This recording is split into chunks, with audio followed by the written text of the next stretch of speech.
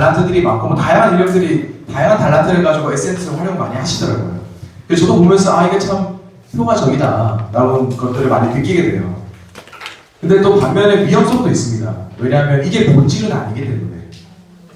SNS는 우리의 본질은 아니잖아요. 이거는 우리가 사용할 도구일 뿐이에요. 우리의 본질은 우리가 맡아 있는 이 아이들이 예수 믿게 하는 게 우리 본질 아니겠어요? 우리가 이 아이를 왜 담당합니까? 이 시간 내가면서 교육 받아가면서 이 아이들 이름 알아가면서 왜 우리가 이렇게까지 수고하고 헌신합니까? 결국 이 아이가 교회 나와서 예수 믿으라고 우리가 하는 거 아니에요. 근데 이게 우리의 본질이고 이제 나머지 것들은 이제 비본질이라는 거죠. 활용할 수도 있고 또 교회적으로 활용이 될 수도 있고 안 될 수도 있고 근데 이것은 도움이 될 수도 있고 또 안 될 수도 있고 근데 우리가 잃어버리지 말아야 되는 거는 한 영혼에 대한 마음인 것 같습니다. 정말 내가 이 아이에게 관심이 있느냐? 하나님은 나에게 관심이 있으셔서 이 부족한 죄인인 나를 참으시고 아끼시고 기다려주시는데 나는 정말 이 아이에게 관심이 있느냐? 우리가 이 한 영혼에 대한 사모함과 관심이 있어야 되는 줄로 믿으시길 주의 이름으로 축원합니다. 그게 제일 중요한 것 같습니다. 그래서 일강은 우리 영혼에 대한 마음들을 같이 좀 나누게 될 거고 또 잠깐 쉬었다가 2강을 통해서 좀 더 실제적인 이제 도움이 되실 만한 우리 SNS에 대한 이야기들을 좀 나누려고 합니다. 저희가 먼저 찬양을 좀 한 곡 하려고 하는데요. 제가 좀 부탁을 드렸는데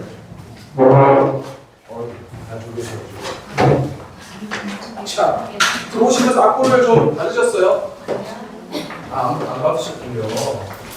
나눠주시죠.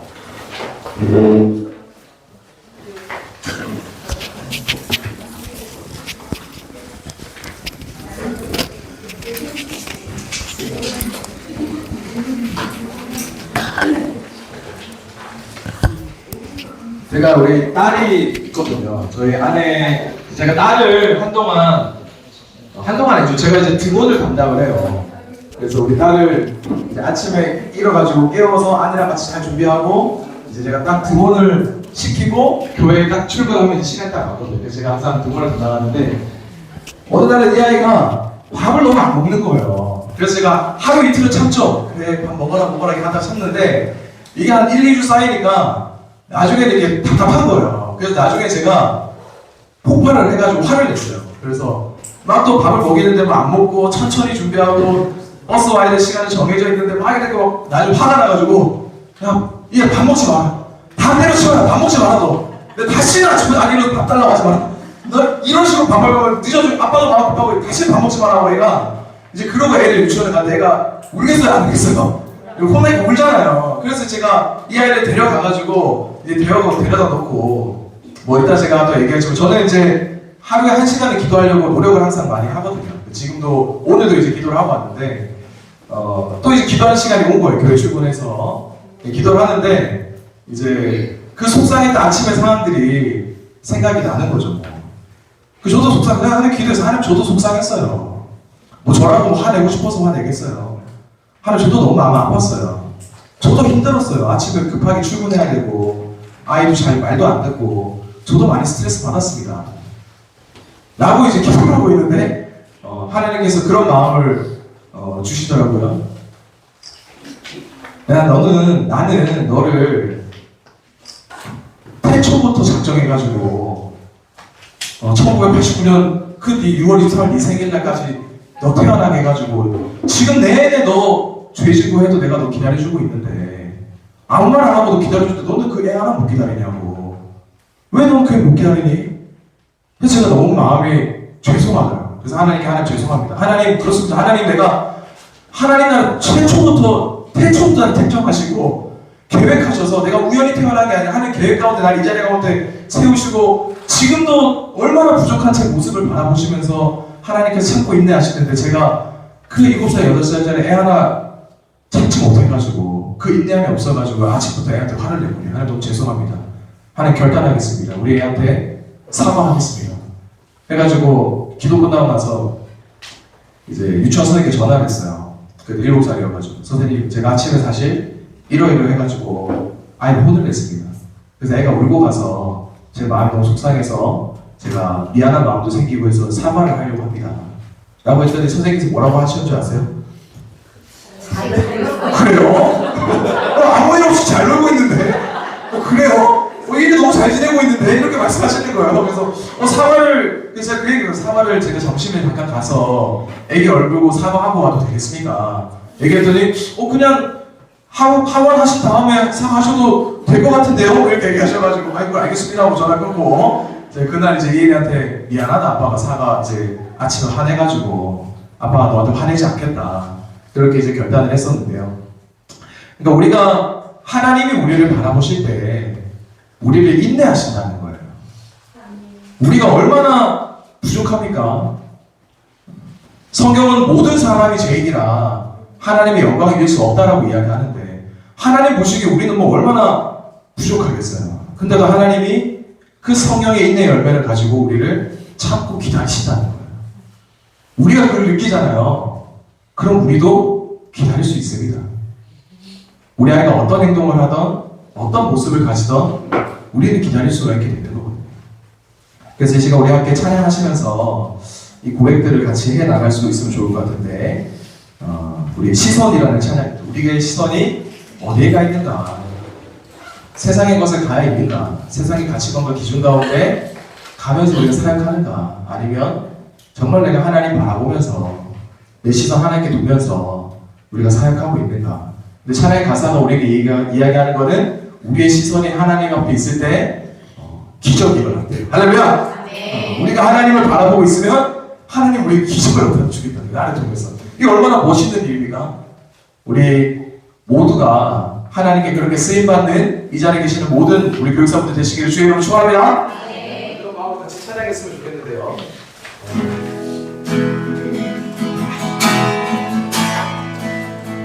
제 마이크를 안 쓰는 거는 다 같이 찬양하자는 거예요.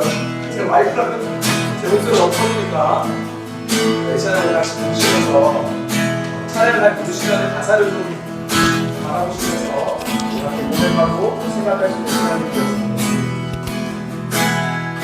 함께 찬양해 보겠습니다. 내게로부터 문을 들어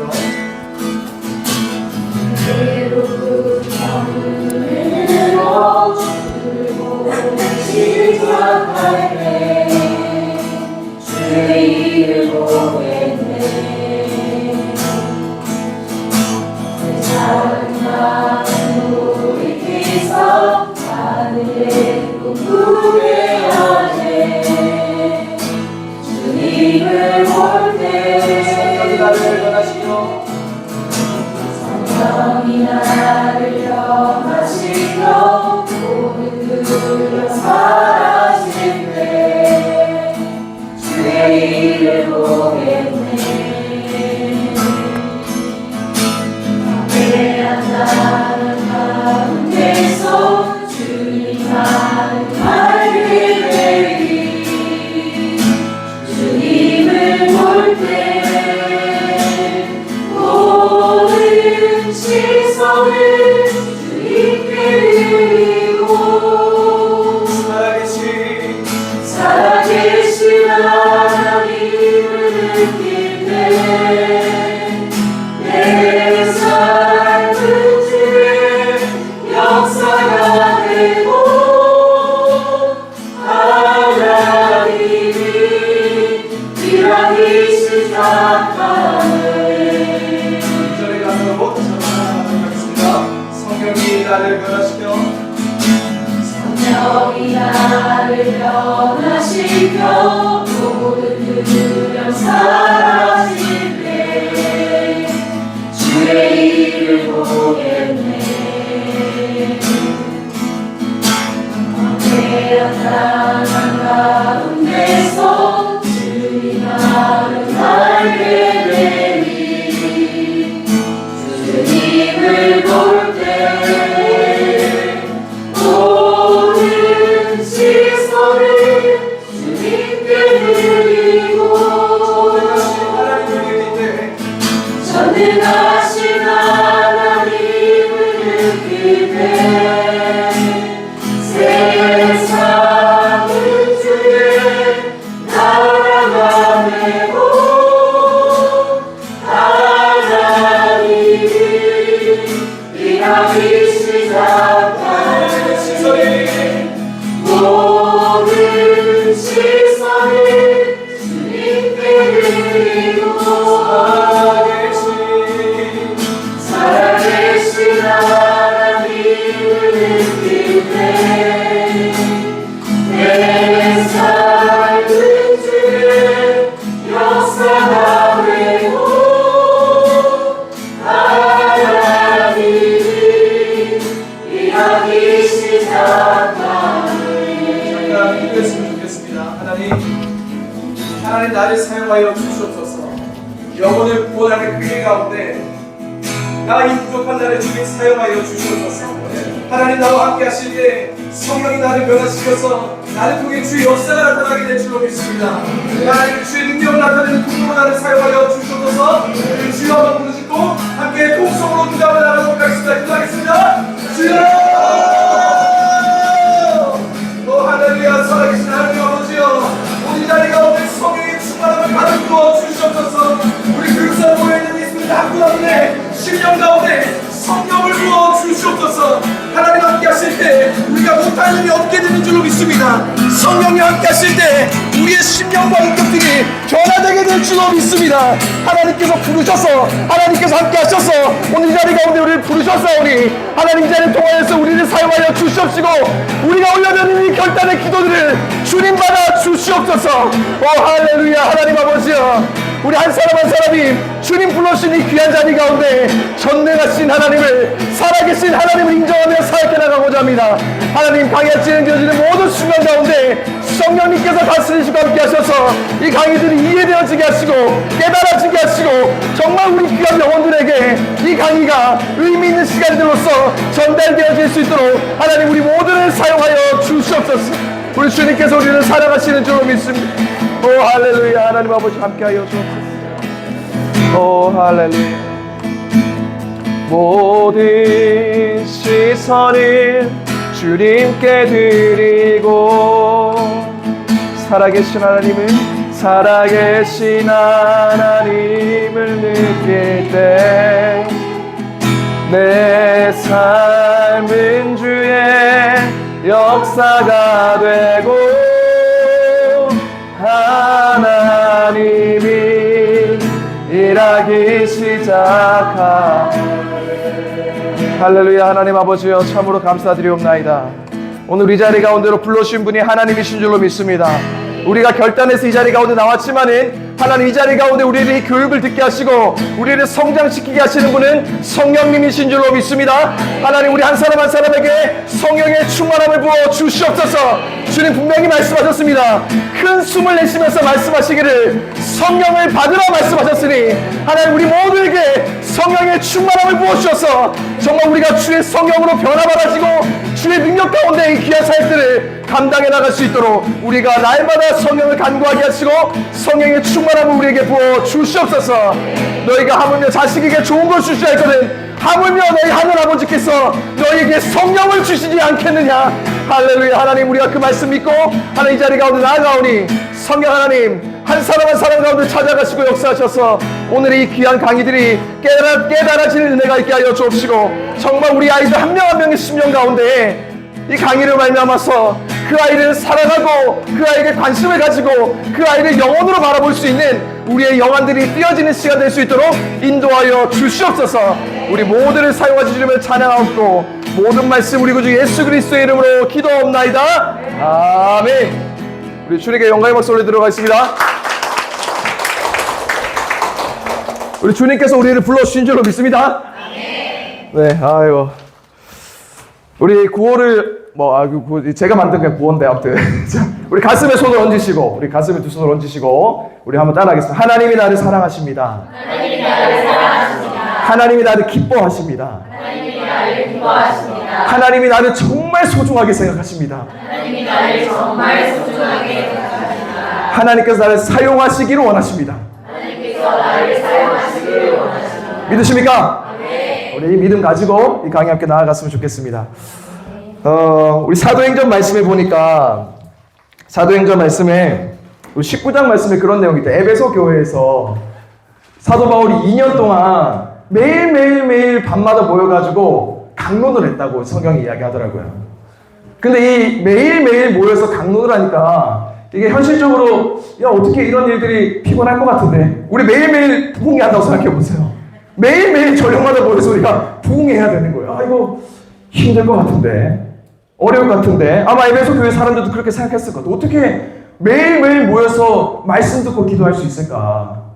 근데 참 놀라운 건 뭐냐면 물론 모든 사람들이 힘들었겠지만 이 사도행전 19장에서 에베소 교회에는 이 2년 동안 강론하는 걸 말미암아서 성경 보니까 이렇게 적혀있더라고요. 놀라운 일이 일어났다 이렇게 적혀있더라고요. 근데 제가 너무 도전해 봤던 게 뭐냐면 이거 빼도 되나요 장르? 아 이거 하면 되는 건가요? 네. 너무 놀라운 일이 뭐냐면 제가 개역 한글로 똑같은 본문을 한번 봐봤어요.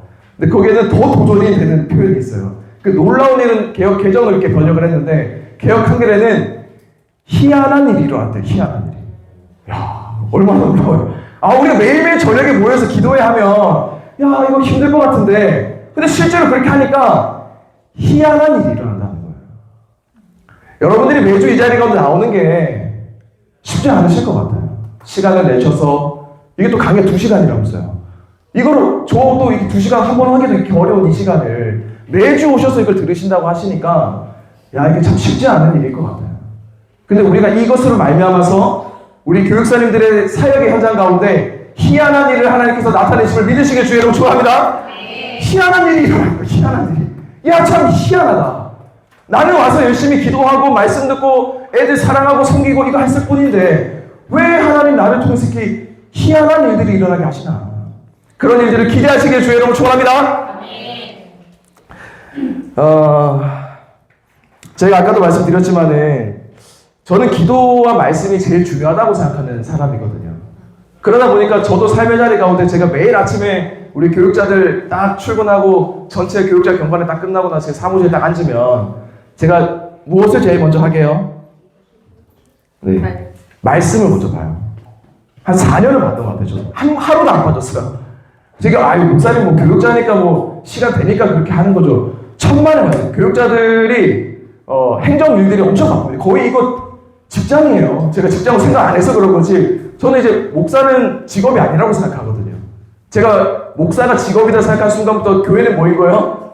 직장이 되는 거예요. 근데 교회가 직장이 돼서는 안 되지. 그래서 제가 이제 목사는 직업이 아니라서 저는 이렇게 생각하면서 사역을 하는데 근데 확실히 교회에서 해야 될 일들이 너무 많아요. 저도 뭐 화요일날 회의해야 되죠. 저도 우리 청소년 팀원들 교육자였으니까 화요일날 회의 바탕으로 회의를 막 다 하고 나면 또 정리해가지고 수요일날 회의 안건 또 만들어가지고 수요일날 또 회의 딱 해야 되죠. 그 화수 회의했던 거를 다 이제 목요일날 행정 처리 다 해야 되는 거예요. 그 사이에 설교도 써야 되죠. 경관에도 써야 되죠. 뭐 부서 사역이 있다 그러면 기획도 하죠. 점검도 하죠. 그러니까 일이 엄청 바빠요. 실제로 교회 일들이. 근데 저는 어떻게든지 2가지 시간을 꼭 마련하려고 노력을 합니다. 아침에 출근하자마자는 반드시 말씀 본다. 얼마나 시간이 걸러든지 간에 이거는 내 인생에 제일 중요한 일이다. 반드시 말씀 본다. 그리고 한 3, 4시쯤 되면은 업무들을 좀 정리하고 나면 3, 4시 되면 저희 교회는 이제 기도실이 있거든요. 그래서 이제 기도실 가가지고 저는 이제 405호라는 곳에서 405호에서 기도를 많이 하는데 반드시 기도한다. 1시간은 내가 기도한다. 그런 마음을 가지고 항상 그 2가지를 하려고 노력을 많이 하고 있어요. 이것은 여러분 우리가 목회자로서 하는 게 아니고요. 우리가 그리스도인이면 그렇게 해야 돼요. 아니 그리스도인에게 기도가 호흡이라면서요. 우리 기도가 호흡이라고 많이 뭐 정의를 듣잖아요. 호흡은 안 하면 어떻게 되는 거예요? 죽는 거예요. 여러분 기도가 중요하다는 걸 아는 사람과 이거 모르는 그리스도인이 어디 있어요? 기도가 중요하다 이걸 모르는 그리스도인이 어디 있어요? 다 알죠. 근데 기도를 중요하다고 아는 것과 진짜 하는 건 한 차이예요. 그래서 여러분들도 꼭 어느 시간이 되었든지 간에 삶의 자리 가운데 저는 만약에 일이 너무 바빠가지고 뭐 3, 4시 기도 못 하잖아요. 그럼 애들 재워놓고 11시 집에서 기도해요. 1시간을 기도해야 되겠다. 여러분 어느 자리가 되었든지 간에 말씀과 기도를 빼지 마시기를 주의 이름으로 축원합니다. 기도는 능력이에요. 기도는 호흡이에요. 안 하면 그냥 죽는 거예요. 영원히 죽는 거예요. 기도를 안 하고 사역을 하면 아무런 능력이 나타날 수가 없는 거예요. 아니 기도를 안 하는데 어떻게 능력이 나타나? 그건 반칙 아니에요 그러면? 그래도 내가 하나님께 매달리고 간절하게 찾고 주의 주신 능력과 영감들 가지고 사역할 때 능력이 나타나는 거지. 우리가 기도 없이 사역한다 그러면 다 우리 경험 가지고 하는 거 아니에요? 나 이만큼 사역했어. 이대로 하면 될 거야. 그렇게 해서 교회가 부흥됐으면 뭐 지금 다 지금 우리 뭐 대한민국 다 예수 믿지 않았겠어요 지금? 인간의 경험과 지식으로는 이 교회의 부흥이 안 되는 거예요. 왜냐면 교회 부흥의 역사의 주권은 하나님께 있는데 이거 어떻게 사람의 힘으로 되겠어요? 그러니까 우리가 우리 교육사라고 표현하는 게 맞죠? 네, 우리 다 교육사가 되시는 거잖아요. 우리가 교육사가 된다 그러면 저는 사실 우리 모든 성도들도 마찬가지예요. 우리 그리스도인이 된다 그러면 말씀과 기도는 기본이다. 이거 없이 우리 그리스도인이 어떻게 살아가지? 기도 없이 어떻게 사역하지? 그래서 반드시 삶의 자리 가운데 말씀과 기도의 시간들을 확보하시기를 주의 이름으로 축원합니다. 반드시 만드셨으면 좋겠어요. 그러니까 제가 기도를 하니까 장점인 건 뭐냐면 부서 가서도 할 말이 있잖아요. 기도를 안 했는데 기도하십시오 이렇게 얘기하기 좀 어렵잖아요. 근데 제가 기도를 하니까 기도하라고 얘기할 수가 있잖아요. 그래서 저는 부서 가서도 기도하라고 이야기해요. 만난 선생님들한테 다 기도하십시오. 기도하셨어요? 그래서 저희 교회는요, 문제가 있으면 기도부터 합니다. 목사님 누가 싸웠어요. 교사들 간에. 갈등이 있어요. 기도합시다. 뭐 일이 잘 안 풀려요. 기도합시다. 우리가 뭐 중앙교회가 뭐 경험치가 없겠어요, 지금. 사람의 인력이 몇 명이고, 저보다 경험치가 많은 성도님들이 수두룩해요. 저는 중앙교회 와봐야 뭐 10년밖에 안 됐지만, 우리 교회 뭐 성도님 한다 그러면 뭐 몇십 년을 뭐 한 부분도 있을 거 아니에요. 사역도. 뭐 몇 명의 목사님들이 거쳐가면 다 있을 거 아니에요. 그러니까 경험치적으로 한다 그러면 우리 성도님들이 훨씬 더 사역 잘 하실 거예요. 근데 그 사역이 경험치적으로 흘러가지 않는다는 거죠. 그리고 그것을 우리 그리스도인들이 다 공감한다는 거예요. 그래서 저희는 항상 문제가 이런 기도부터예요. 기도하자고 이야기하고 기도를 합니다. 그래서 저는 또 연말쯤 되면은 금식 기도원도 들어가요. 그래서 작년에도 12월에 들어가서 5일 동안 금식하고 왔거든요. 그래서 저는 가끔씩 한번 삶에 문제가 있으시면 한 3일 정도 들어갔다 오셔도 좀 좋겠다고 생각이 돼요. 한 3일 정도는 사람 그렇게 잘 안 죽더라고요. 저 금식하면 죽을 줄 알았는데 잘 안 죽더라고요. 살만하더라고요. 여러분 삶의 자리에 문제가 있으시거든. 반드시 기도하시고 교회 사역에 문제가 있으셔도 기도하시고 기도할 때 하나님께서 풀어가시는 그 능력들을 경험하는 우리 가족들이 좀 되었으면 좋겠습니다. 그래서 저는 우리 부서에서 수련할 때도 뭐를 중요하게 생각했어요? 기도를 중요하게 생각합니다. 그래서 수련 한번 한다 그러면 한 4시간 반을 애들 붙잡고 기도해요. 그래서 애들이 이거 뭐 처음에 시작할 때 안 된다 그랬어요. 목사님 2시간만 해도 길어요, 애들 막 쓰러지고 막 안 돼요. 뭐 다 해야 된다. 기도가 제일 중요하다고 해가지고 했어요. 그래서 제가 안수기도 한 명씩 다 해줬어요.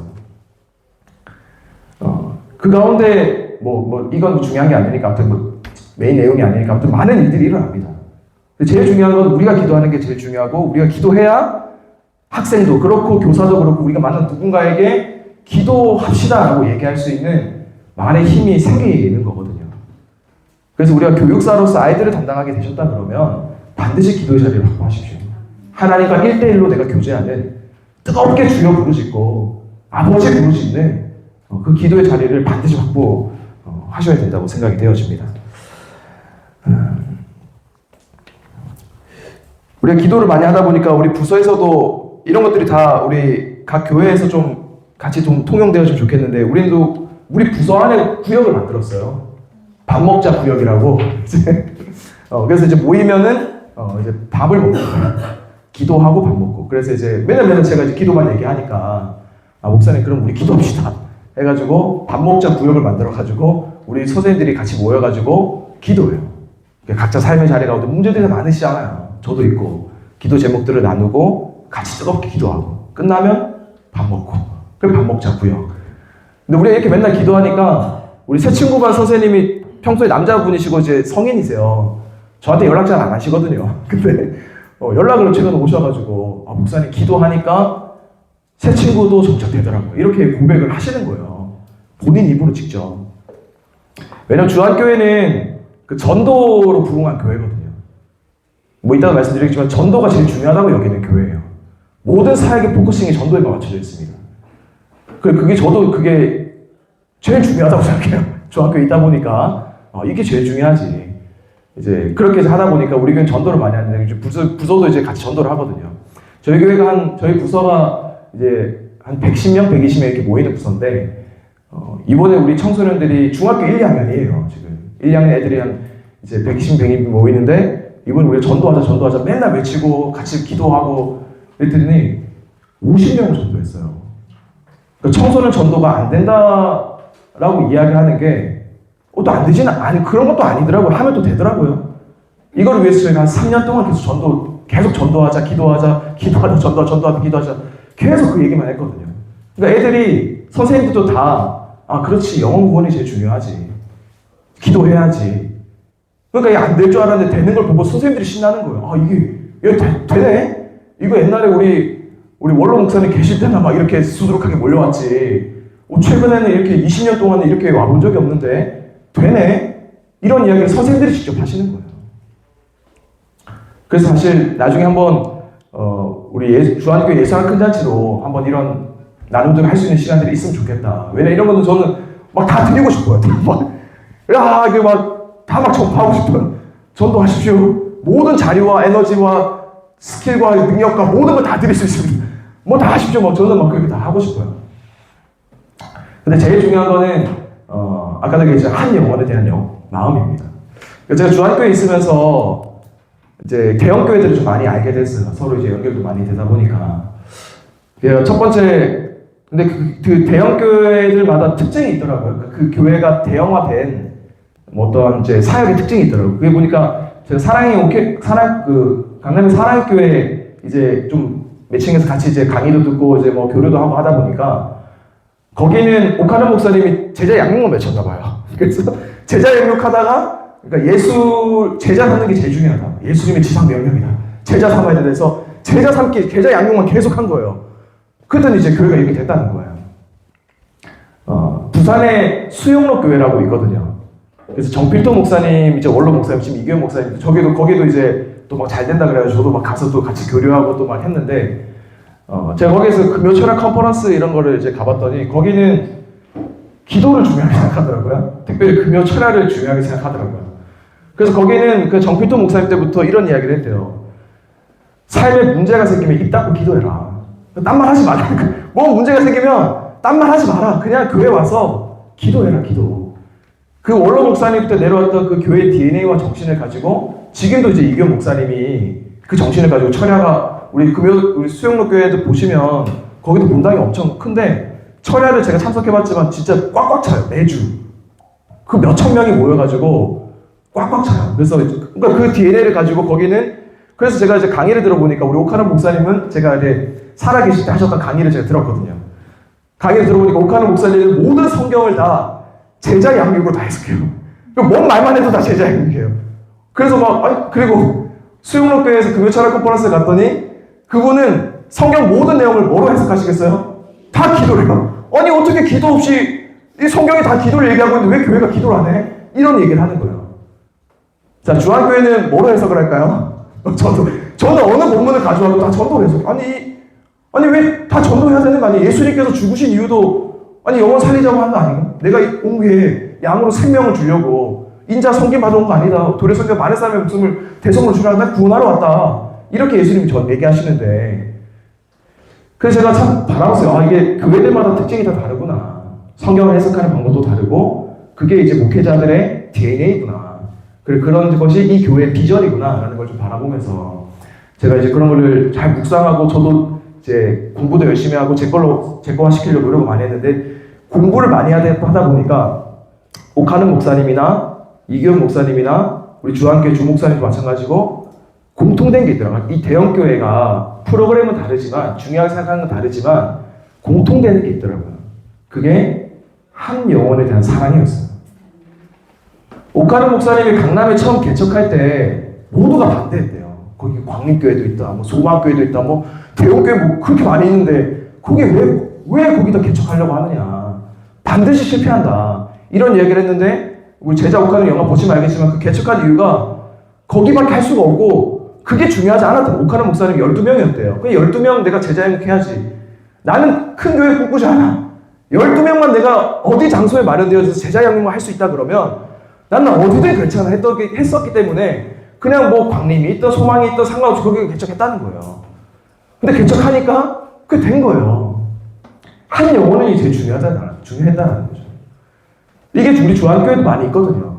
우리 원로 목사님이 지금 우리 주 목사님도 우리 한번 우리 사역부에서 한번 모시려면 말씀 한마디 해달라고 모시려 그러면 초 단위로 움직이세요. 지금 저희가 막 의전팀한테 얘기하고 막 모시고 뭐 이렇게 해야 되는데 뭐 원로 목사님은 더 바쁘셨을 거 아니에요. 근데 원로 목사님께서 지금도 우리 성도님들이 기억하는 게 뭐냐면 그 바쁜 양반이 이렇게 보면 그 바쁜 양반이 꼭 복도를 지나가다가 애를 보면 꼭 안아줬다는 거예요. 아무리 바빠도 그 1분 1초가 아까워도 지나가는 애 하나만 있으면 걔 붙잡고 안아줬다는 거예요. 그게 엄마 아빠한테 감동인 거예요. 야, 저 바쁜 사람이 내 애 하나를 시간 내가지고 안아줘? 축복 기도를 해줘? 근데 그분이 그렇게 할 수 있었던 건 뭐냐면 그분이 일이 중요하지 않은 거예요. 그분에게 영혼이 제일 중요한 거예요. 그래서 유명한 일화도 있어요. 우리 원로 목사님께서 그 결혼식 주례를 하시기로 했는데 1시간이 늦었어요. 그래서 뭐 난리가 나고 이렇게 했는데 결국 은혜롭게 잘 마무리됐지만 그 시간 약속을 잘 못 지키겠어요. 왜냐면 그런 일들이 너무 많아가지고. 근데 그게 성도들한테 이해되어지는 게 이분이 시간을 허투루 쓰지 않았다는 걸 알기 때문에 진짜 이 사람 뭐 자다가 늦게 오거나 이런 게 아니라 보이는 거예요. 자기만 봐도 그냥 지나가는 애들마다 다 안아주고 다 대화하고 애기들 다 안아주고 이러고 있으니 이게 그 바쁜 사람이 이게 다 딜레이 될 거 아니야 당연히 기록. 그러니까 이게 뭐 해가 1시간 딜레이 됐다고 해서 야 원로 목사님 괜히 주례 부탁했네 왜 안 오네 이런 얘기 아무도 안 해요. 그만큼 이 사람이 진심으로 한 영혼을 사랑한다라는 거를 알았기 때문에 그런 거거든요. 저도 그 마음들을 많이 본받으려고 노력을 많이 합니다. 그래서 우리 교회도 많이 내려오는 DNA가 있거든요. 한 영혼을 위해서는 1억도 아깝지 않다. 그래서 제가 우리 그 달란트 비유에 보니까 그런 이야기 있다. 우리 달란트 비유 보면 뭐 5달란트 주고 2달란트 주고 1달란트 주잖아요. 이 1달란트가 뭐 대략 얼마인지 아시죠? 이게 이제 6,000데나리온이래요. 한 1데나리온은 이제 뭐 하루 임금이다 뭐 이렇게 우리가 많이 추산을 하니까 우리 하루 임금 한 10만 원 번다 그러면 대략 잡으면 6억 되는 거예요. 1달란트가. 야, 근데 이 주인이 5달란트면 30억을 주고 간 거예요. 저한테. 자, 나 잠깐 갔다 올게. 30억을 주고 간 거예요. 그것도 놀라운 일이죠. 어떻게 사람한테 30억을 맡기고 갈 수 있을까? 근데 이 종이 열심히 했어요. 그래서 30억을 더 벌었네? 그 주인이 갔다 와가지고 잘했어? 했더니 아우 저는 30억 가지고 60억을 만들었어요. 야 60억 하면 대박이다. 어떻게 이런 돈을 만들어낼 수 있는가? 라고 얘기를 할 것 같은데 제가 그 본문에서 정말 은혜 받았던 표현이 뭐냐면 주인이 이렇게 얘기하더라고요. 60억을 벌어온 그 종한테 하는 얘기가 착하고 충성된 종아 네가 어떤 일에? 작은 일. 야 60억을 벌었는데 60억이면 1년 교회 예산인데 60억을 벌어온 이 사람한테 이게 너 참 작은 일을 했구나. 제가 그거 보면서 느꼈어요. 아 이게 영혼을 관리하는 사역에서는 돈이 중요한 게 아니구나.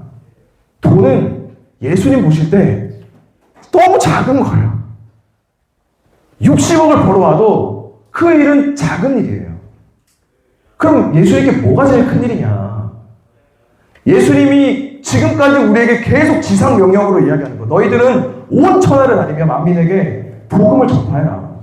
예수님은 영혼을 구원하는 그 일에 제일 중요한 일이라고 이야기하세요. 본인이 못하고 있는 일이잖아요. 60억은 작은 일이에요. 그건 이미 예수님이 돈으로 한다 그러면 하나님의 돈에 대한 한계가 없을 거예요. 근데 하나님에게 한계가 있어요. 그게 뭐냐면 영혼의 구원인 거예요. 그래서 뭐라고 얘기해요? 죄인 한 사람이 회개하면 회개할 것 없는 몇 명이 기뻐해요? 의인 99명이 기뻐하는 것보다 더 기뻐한다는 거예요. 한 명이 회개하면 99명이 기뻐하는 것보다 더 기뻐하겠다는 거예요, 예수님이. 여러분, 한 영혼이 진짜 중요합니다. 제가 이 교회에서 전도 이야기할 때, 아까도 얘기했지만, 처음부터 그렇게 전도가 잘 되지 않았어요. 우리 교육부서 한다 그러면. 어느 날은 3명, 몇백을 써가지고, 3명을 이제 전도한 때가 있었어요. 제가 처음에 그 기획할 때 우리 부장님이 그렇게 얘기하셨거든요. 그분이 이제 회사 CEO예요. 그러니까 저한테 말씀하시기를, 목사님, 이 3명 때문에 돈을 이렇게 많이 써야 됩니까? 돈을 이 몇백을 이 3명 때문에 써야 되는 거예요? 부서 예산도 정해져 있는데 꼭 이 사역을 이렇게 해야 됩니까? 이 돈이면 다르게 할 수 있는 일들이 더 많이 있을 것 같은데요. 3명보다 더 효과적인 사역들이 많이 있을 것 같은데 꼭 이렇게 이 3명 때문에 이렇게 돈을 쓰셔야 되겠어요? 선생님들 밥 먹을 수도 있고 애들 남아있는 애들 뭐 더 잘해줄 수도 있고 간식 더 줄 수도 있고 할 수 있는 게 너무 많은데 왜 이 3명 때문에 이렇게 써야 됩니까? 제가 그때 얘기했어요. 한 영혼을 위해서 1억도 아깝지 않습니다. 돈은 작은 것입니다. 영혼과 돈을 비교하지 마십시오. 3명이 아니라 1명이 왔어도 우리는 이 몇백을 썼으면 이거 승리한 겁니다. 죄인 한 사람만 회개해도 회개하지 아니할 의인 99이 기뻐하는 더 기뻐하는 거예요. 예수님이. 우리 이거 해야 됩니다. 그렇게 해서 3년 하니까 아까 같은 결과가 어떠지더라고요. 애들도 변화돼가지고 전도해야지. 선생님도 전도해야지. 다 전도해야지. 전도가 제일 중요하지. 영혼을 구원해야지. 그렇게 하다 보니까 애들이 학교가 전도해 오더라고요. 우리 각 교회들마다 아마 담임 목사님께서 주신 비전들이 있으실 것 같아요. 제자 양육일 수도 있고, 뭐 우리 교회처럼 전도일 수도 있고, 기도일 수도 있고, 뭐 다양한 것들이 있으실 수 있을 것 같습니다. 어느 사역을 하시던지 간에 우리가 잃지 말아야 될 마음은 한 영혼에 대한 마음을 잃지 마시길 주의 이름으로 축원합니다. 우리 교육사분들이 담당하신 분들이 1명이 있어도요, 그 사역 귀한 거예요. 야, 우리 다른 분들 봤더니 막 10명 있던데 난 1명밖에 없지. 이런 게 아니, 1명이 있으면 이 대박 난 거예요, 지금. 1명이 있으면 우리가 더 집중할 수 있는 거예요, 얘 하나만 바라보고. 효율을 따지지 마시길 주의 이름으로 축원합니다. 우리 아시죠? 이른 양 비유도 아시죠? 야, 이른 양을 한 마리를 잃어버렸대요. 99마리 내버리고 찾으러 가잖아요. 한 마리 데려왔대요. 뭐 한대요? 잔치를 부린대요, 잔치를. 드라크마 비유 아시죠? 한 드라크마를 잃어버렸대요. 찾았대요. 뭐 한대요? 친구들 데려놓고 잔치를 한대요. 이게 효율로 따지면 안 맞는 거예요, 수지타산이. 아니, 양 한 마리 찾았다고 온 동네방네 불러가 잔치하면 이게 돈이 맞겠어요, 지금 잔치 비용이? 양 한 마리 비용보다? 드라크마 그거 하나 발견했다고 친구들 데려놓고 잔치하면은 돈이 더 들어가지 않겠어요? 근데 그 비유를 우리에게 이야기하시는 건 뭐냐면, 우리의 마음에 돈이 중요한 게 아니라 영혼이 중요하다는 거예요. 돈을 얼마 쓰든지 간에 한 마리 양을 찾았으면 그거 축제해야 된다는, 효율을 따지지 말라는 거예요. 예수님께서 효율을 따지셨으면요, 우리 다 필요 없어요. 예수님 안 죽으면 돼요, 그냥. 예수님 지금 살아계셨으면 저도 더 잘 될 거예요. 막 기적 몇 개 척척 이렇게 주면, 이거 대박나다, 이거 다 찾아올 거예요. 예수님은 효율을 따지지 않으신단 말이에요.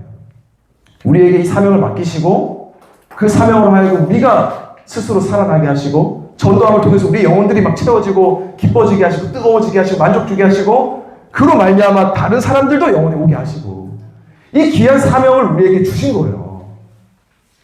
이거는 효율을 따질 수가 없어요. 효율은 굉장히 비효율적인 방법을 쓰신 거예요. 뭐 우리가 저도 맨날 성공합니까? 저도 잘해? 잘 못하잖아요. 저도 맨날 실패하는 걸요. 저도 맨날 전도하려고 노력하거든요. 기도할 때마다 하나님께 전도하는 마음 주셔가지고 지나가는 사람들마다 전도 대상자로 보여요. 그래서 제가 아까도 우리 이엘이 아침 데려도 했잖아요. 우리 어머니 한 분이 계셔가지고 전도를 했거든요. 교회 다니세요? 뭐 저기 앞에 교회 목사인데 뭐 전도를 했어요. 3번 이렇게 했거든요. 이제 다른 데서 애 태우시더라고요. 왜 안 나와? 어디 가셨지? 그 앞쪽으로 가셔가지고 애 태우시더라고요. 이게 전도가 뭐 맨날 성공하는 거 아니잖아요. 근데 저는 그런 마음으로 해요. 전할 뿐. 전하자. 내 역할이 뭐 성령께서 하신 역할이 있는 건데 내가 하나님도 아니고 내 역할은 전할 뿐. 물 주르고 뿌릴 뿐. 잘하게 하시는 건 하나님이다.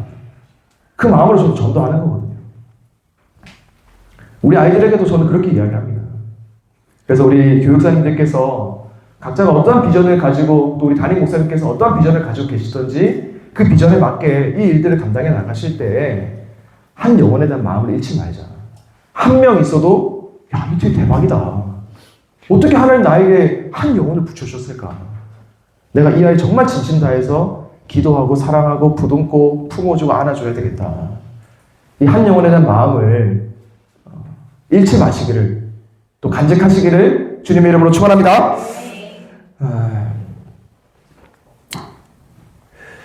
제가 또 한 가지 더 우리 말씀 가지고 또 이야기하려고 하는데요.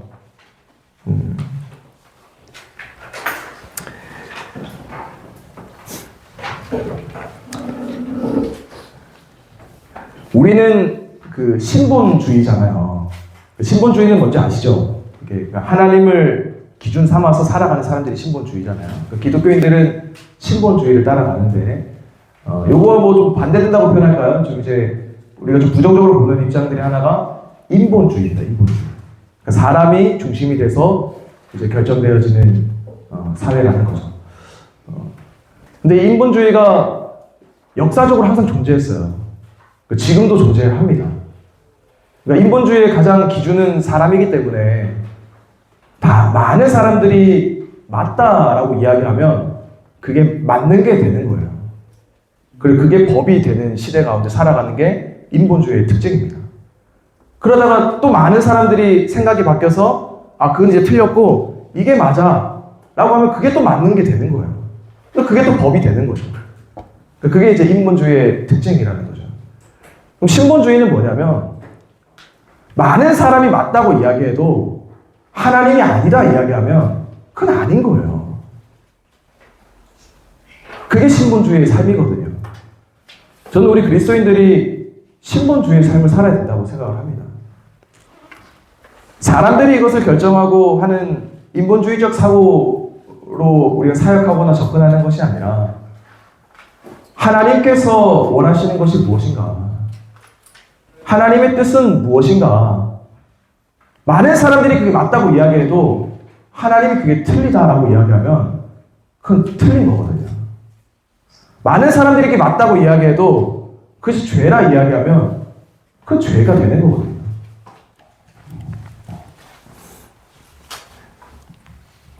그래서 이 신본주의의 특징은요, 절대성입니다. 절대적이에요. 많은 사람들이 맞다고 해서 변화되는 게 아닙니다.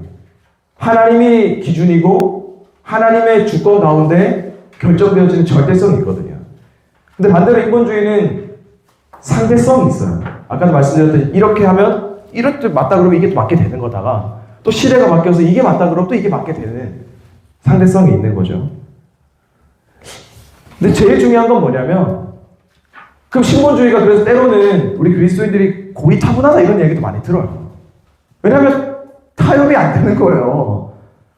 아니 좀 타협을 하자 적당히 해도 타협이 안 되는 거예요. 왜냐하면 아무리 맞다 얘기해도 아니 하나님이 아니라는데 이걸 어떻게 맞다고 얘기합니까?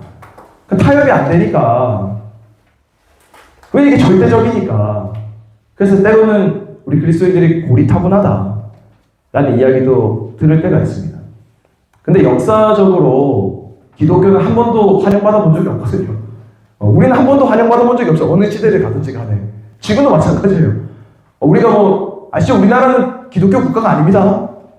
우리나라는 우리가 기독교인들이 많아가지고 우리가 기독교 국가라고 착각할 때가 있는데 우리나라는 기독교 국가가 아니에요.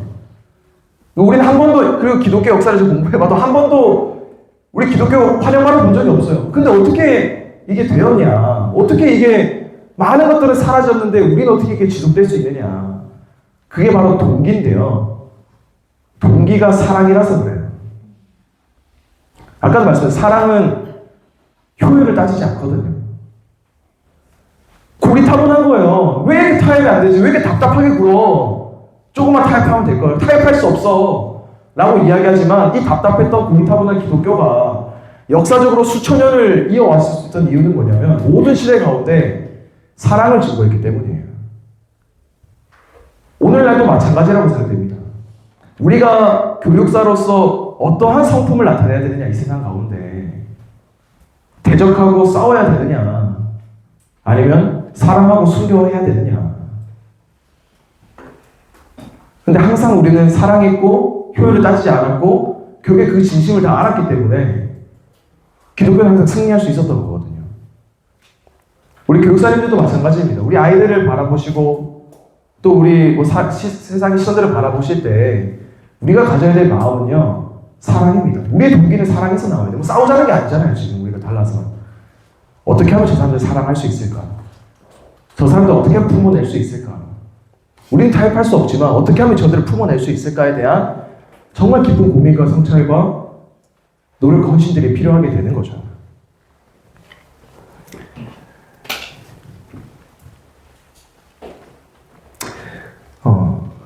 세상은 지금도 계속 효율성을 이야기합니다. 아마 교회들도 효율성을 이야기할지도 모르겠습니다. 하지만 우리가 반드시 기억해야 될 것은 예수님은 효율을 따지신 적이 없다. 예수님은 항상 비효율적인 걸 선택하셨다. 그래서 지금 우리가 있다. 우리가 관심을 가져야 되는 것은 하나님 아버지의 마음인 줄로 믿습니다. 우리 탕자의 비유, 이거 하고 이제 1강을 좀 마치려고 하는데요. 탕자의 비유 다 아시죠? 탕자의 비유의 제일 중요한 부분은요, 저는 맨 마지막 부분이라고 이야기 되는데요. 탕자의 비유는 두 아들이 있었어요. 하나들은 첫째는 이제 아빠 밑에서 잘 자랐고, 둘째는 아빠 재산 좀 나눠주세요. 재산 받고 나가서 탕진하고, 이제 돌아왔을 때, 아빠가 이제 아들을 둘째 아들 맞이하시잖아요. 막 좋은 옷도 입혀주고 해가지고 막 축제를 벌이자고 막 하니까, 밭에서 일하고 있던 첫째 아들이 이 소식을 듣고 화가 난 거예요. 아니, 이런, 하고 와서 아버지께 막 따진 거죠. 나를 위해서 한 번이라도 잔치해 준 적 있냐? 나는 맨날 죽을 아빠 밑에서 일만 했는데, 나를 위해서 일해 준 적 있습니까? 축제해 준 적 있어요? 어떻게 저렇게 재산 다 싸고 다 탕진해버린 저 둘째 아들을 위해서는 이렇게까지 축제를 벌인단 말입니까? 막 따졌어요. 저는 그 본문에서 첫째 아들의 관심을 봤어요. 첫째 아들이 어디에 관심을 가지고 있었을까? 첫째 아들이 아버지의 마음에 관심을 가지고 있었으면요, 그런 말 안 합니다. 본인이 직접 발벗고 나가서 동생 찾아가야 될 거예요. 아버지가 그 둘째 아들 돌아오기를 얼마나 간절히 기다리고 있는지를 그 아버지의 마음을 알았더라면 그렇게 말 안 할 거예요.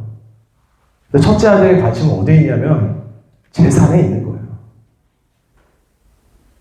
아버지 나를 위해서는 해준 적도 없잖아요. 저 둘째는 돈 다 탕진해버린 저 동생들 저거.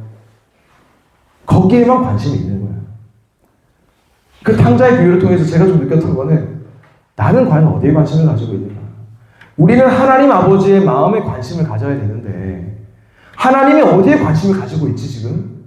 하나님은 어디에 관심을 가지고 지금 우리에게 이런 일들을 하라라고 우리에게 이야기하시는 거지? 거기에 관심을 가져야 되는데 혹시라도 우리라도 이 첫째 아들처럼 하나님 아버지의 마음에 관심이 하나도 없고 아버지가 뭐를 관심을 가지는지 나랑 상관도 없고 오로지 내가 중요하게 생각하는 거 거기에만 관심을 가지고 있는 우리의 모습은 아닐까? 그 비유에서 분명하게 이야기하지만 아버지는 잃어버린 양에 대한 탕자에 대한 마음들을 항상 가지고 계세요. 언제 내 아들이 돌아올까? 언제 이 영혼이 돌아올까? 아버지의 관심은 그것밖에 없어요. 그러니까 돌아오자마자 모든 걸 다 쏟아붓는 거예요. 돈이 됐던 인력이 됐던 모든 걸 다 쏟아붓는 거예요. 돌아왔으니까. 우리 교육사님들이 이 강의를 통해서 정말 한 영혼이 중요하구나. 하나님 아버지에게서 관심을 가지는 것이 돈이나 조직이나 시스템이나 이런 게 아니라 정말 이 애 영혼, 한 영혼, 진짜 이 한 영혼 돌아오기를 진짜 바라고 계시는구나. 그럼 하나님 내가 이 영혼에게 관심 가지겠습니다. 하나님이 얘한테 관심 가지니까 그럼 나도 얘한테 관심 가지겠습니다. 라고 결단하며 그들을 위해서 관심 가지시고 사랑하시고 마음껏 품어주시고 아시죠? 우리가 다 죄인이에요. 우리가 잘난 것이 없어요. 하나님 우리를 지금도 우리도 기다려주고 계세요.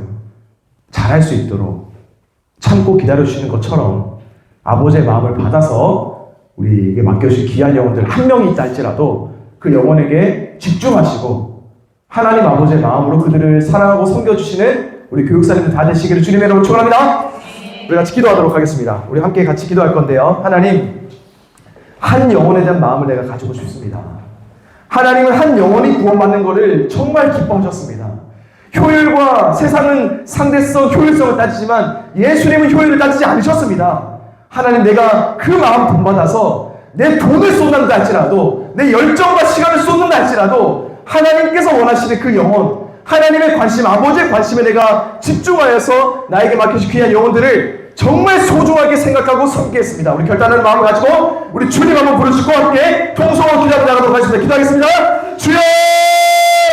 자비로우신 하나님 아버지, 오늘도 우리에게 다양한 이 강의의 내용들을 통하여서 한 영혼이 얼마나 소중한지에 대해서 우리에게 마음적으로 알려주시니 참으로 감사합니다. 하나님, 성령 하나님께서 우리 교육사님들 한 분 한 분의 심령 가운데 찾아가셔서 정말 영혼이 중요하다는 것을 그 마음들을 품게 하시고, 한 명이 있더라도 정말 이 영혼 바라보면서 내가 진심 다해 주의 마음으로 사랑하고 섬기며 나아갈 수 있는 한 영혼을 향한 마음들을 품어낼 수 있는 우리 모든 교육사님들 다 될 수 있도록 하나님 함께하여 주시옵소서. 하나님께서 우리를 먼저 그렇게 사랑해 주셨습니다.